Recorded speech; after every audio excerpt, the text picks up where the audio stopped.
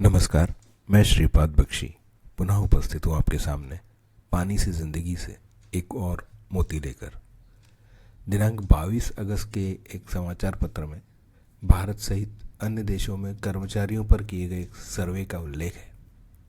चूँकि सर्वे में प्रत्येक संस्था या विभाग शामिल नहीं रहता, इसलिए यह यथार्थ ना भी बताए तो भी दिशा सूचक अवश्य है। इसमें कई बिंदु हैं। इनमें से एक बिंदु है मीटिंग। जैसे अंग्रेज चले गए और अंग्रेजी छोड़ गए, वैसे ही कोरोना चला गया और वीसी छोड़ गया। कर्मचारियों का मानना है कि 43% मीटिंग कम हो जाए तो भी फर्क नहीं पड़ेगा, बल्कि काम करने का अधिक समय मिलेगा। 64% कर्मचारी काम ना करने के दौरान भी यह दिखाते हैं कि वे काम कर रहे हैं। स्वाभाविक है, जब किसी संस्था में कार्य करने वालों की तुलना में कार्य पर नज़र रखने वालों की संख्या ज़्यादा होगी, तो नज़र रखने वाले लोग इसी श्रेणी में आएंगे। 27% बॉस यह मानते हैं कि जो सबसे ज़्यादा काम करते हुए दिखे उसकी प्रोडक्टिविटी वे ज़्यादा मानते हैं। इसी बात का परिणाम है कि लोग रात देर तक, बहुत रात या सुबह ऐसे काम करते हैं जो लोगों की नज़रों में आ सके। इसका कार्य के वास्तविक संपादन से भले ही रिश्ता हो या ना हो।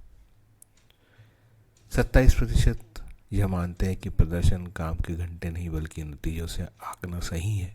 75% मानते हैं कि आर्टिफिशियल इंटेलिजेंस से उनकी कार्य क्षमता सुधरेगी।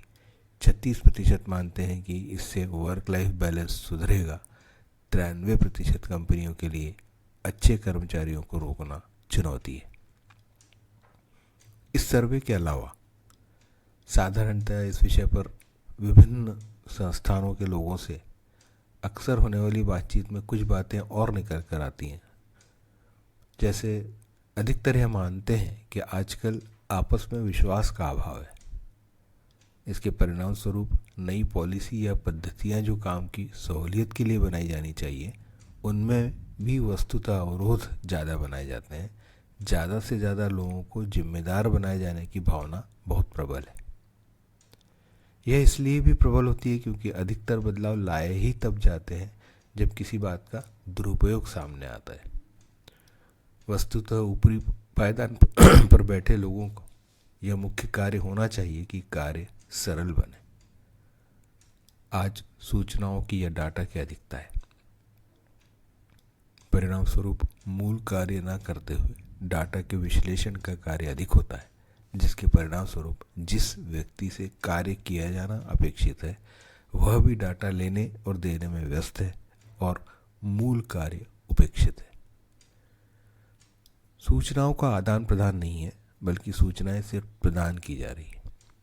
कोई सुनना नहीं चाहता यदि वह सच है, यथार्थ है, क्योंकि लोग बदलने की बातें तो करते हैं पर बदलना नहीं चाहते। संगठन में से ज़्यादा महत्वपूर्ण स्वयं की प्रगति हो, ऐसी भावना के कारण कोई अपने ऊपर वालों को नाराज़ नहीं करना चाहता।